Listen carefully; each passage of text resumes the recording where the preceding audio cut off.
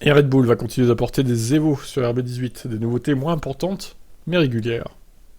Même si Leclerc obtient 10 victoires, il pourra encore ne pas remporter le titre, ce qui montre à quel point c'est difficile pour lui maintenant. Parce que Verstappen en 10 courses tout seul... Parce que battre, Verstappen en 10 courses tout seul, ce sera très difficile. Heureusement, Mattia Binotto est calme et serein. C'est vraiment incroyable qu'il ne perde pas son sang-froid. Je pense que c'est une qualité très positive.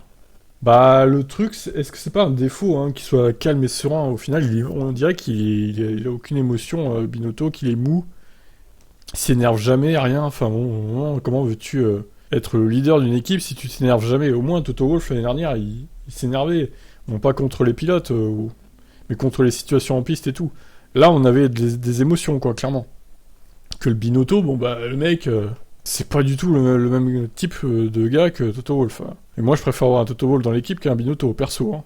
Donc, du côté de Red Bull, on se méfie encore de Leclerc. Avec Budapest, il y a maintenant un circuit qui devrait être meilleur pour Ferrari. Ce n'est qu'après la pause estivale qu'il y aura encore des courses qui nous conviennent. Déclare Marco. De fait, Horner confirme que la RB18 va encore être développée. Nous avons un plan qui prévoit le développement le plus efficace possible dans le respect du plafond budgétaire. Pour le moment, il n'est pas prévu de s'en écarter. Marco le confirme. Les évolutions ne seront plus aussi importantes, mais il y en aura encore une bonne partie de la seconde moitié de saison. Nous avons une grande avance, mais elle est probablement plus grande qu'elle ne devrait être quand on regarde les performances des deux voitures. Ça, c'est évident, oui. Verstappen devra lui aussi prendre une pénalité pour l'utilisation d'un trop grand quota de pièces moteurs, et Marco révèle que Red Bull a une certaine flexibilité à ce sujet, afin de maximiser toutes ses chances de résultat. 3. Tu pars, ils ont 60 points d'avance, ils peuvent se prendre 2 pénalités, ça fera rien du tout, quoi.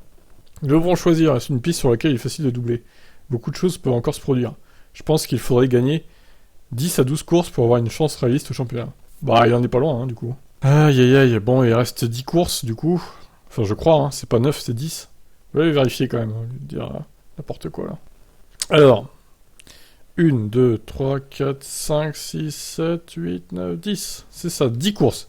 Alors, s'il vous plaît, Ferrari, arrêtez de faire des bêtises.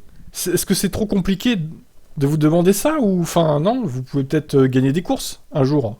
Vu la voiture que vous avez, je sais pas, hein. Et les pilotes, pareil, s'il vous plaît, arrêtez de faire des erreurs, quoi. On dirait bien que la fiabilité est un peu revenue chez Ferrari. Donc, profitez-en pour encaisser le plus de points possible. Et arrêtez de faire des bêtises, putain, c'est pas possible ça. Il me désespère cette équipe, hein, vraiment. Bon, on verra comment ça se passe. Allez, ciao.